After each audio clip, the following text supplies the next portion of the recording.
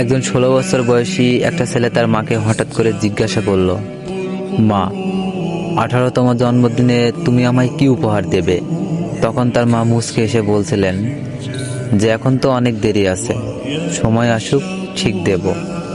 বিগত 1 বছর পর ছেলেটা হঠাৎ করেই অজ্ঞান হয়ে পড়ে যায়।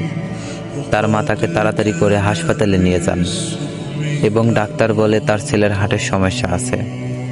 তার মা কথাটা শুনে ভেঙে পড়েন এবং তখন তার পাশ থেকে একজন ভদ্রলোক তাকে বলে, আপনার ছেলে তো আর মারা যায়নি, সবকিছু ঠিক হয়ে যাবে, শান্ত হন একটু।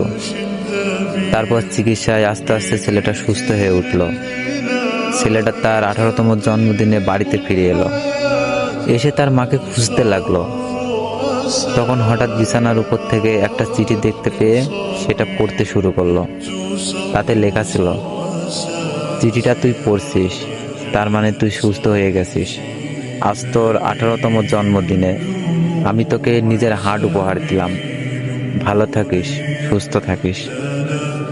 এক ছেলের প্রতি তার মায়ের ভালোবাসা আকাশ সমান, যা পৃথিবীর সমস্ত ভালোবাসার কাছে হার মানায়।